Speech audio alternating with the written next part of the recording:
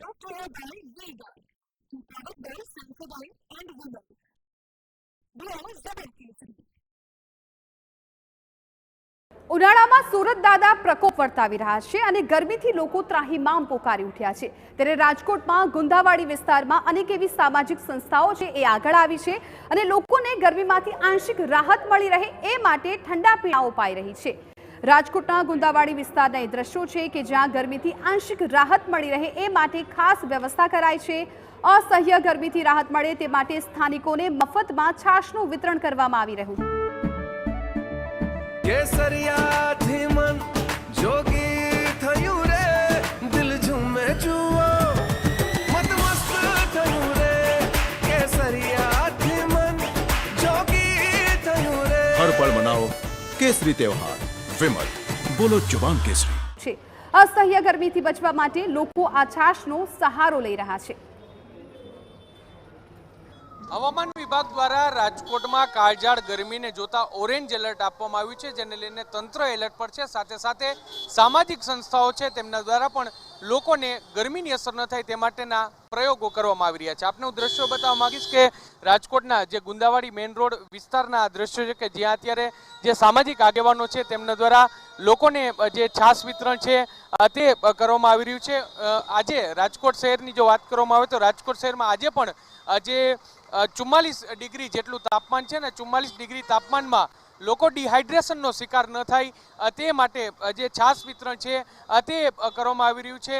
જરૂરથી જે છાશ એક પ્રવાહી છે કે જેના કારણે લોકો ડિહાઇડ્રેશન છે તે થતા નથી। આપણે અહીંના કેટલાક લોકો છે આપણે તેની સાથે વાત કરીશું। શું કહેશો, ઉનાળાની ગરમીમાં ઠંડી છાશનું વિતરણ કેટલું સારું લાગે છે? બહુ સારું કર્યું છે। કેટલી ગરમી છે? ગરમી તો બહુ છે, 40-45 સુધી છે। બીજા પણ કેટલાક લોકો છે, શું કહેશો, ઉનાળાનો આકરો તાપ છે ને તેમાં છાશ વિતરણ કરે છે, કેટલું સારું લાગે છે? બહુ સારું લાગે છે। છાશ વિતરણ, છાશ પીવાથી ઉનાળામાં લૂ નથી લાગતી, એના માટે બહુ સરસ કામ કરે છે। પણ જે સામાજિક કાર્યકર છે આપણે તેની સાથે શું કહેશો નિલેશભાઈ, ઉનાળામાં છાશ વિતરણ કરવામાં આવ્યું છે, કેટલા વિસ્તારોમાં કઈ રીતે વિતરણ કરો છો? અમે તારીખ 15/5/2024 બુધવારે અમે છાશ વિતરણ ચાલુ કર્યું।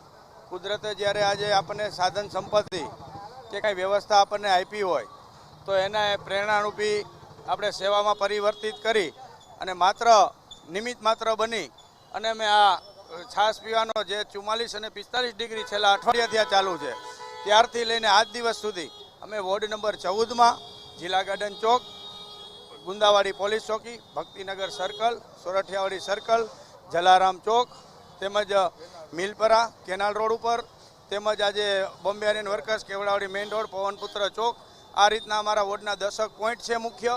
તેમાં અમે છાશ વિતરણ ચાલુ કરેલું છે।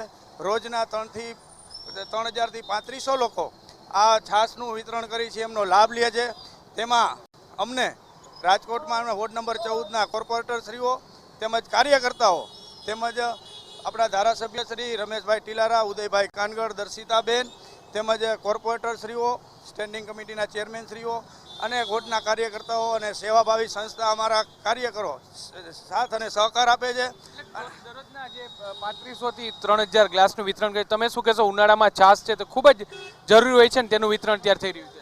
માણસને જ્યારે આવા ધોપધોપતા તડકામાં છાશનું વિતરણ કરવાથી ખૂબ શાંતિ મળે છે। બધા જ ખૂબ વખાણ કરે છે કે આ એક પ્રકારનું જે અત્યારે પાણી મળવું મુશ્કેલ છે એની બદલે છાશ દ્વારા ખૂબ સંતોષ પામે છે અને બધા અમને સારો રિવ્યૂ આપે છે। પણ એટલે જે પ્રકારે તમે દ્રશ્યો જોઈ રહ્યા છો કે જે 3000 થી 3500 જેટલા ગ્લાસ છે તે દૈનિક અત્યારે છાશનું વિતરણ છે તે કરવામાં આવ્યું છે।